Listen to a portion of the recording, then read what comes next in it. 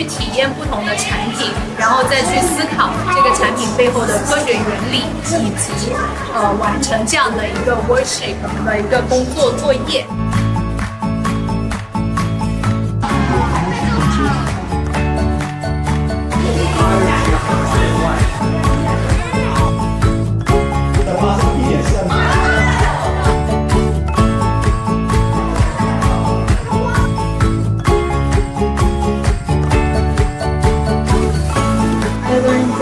Water is precious and we should save water, and because water is valuable. And just like water, I also learned that energy and balance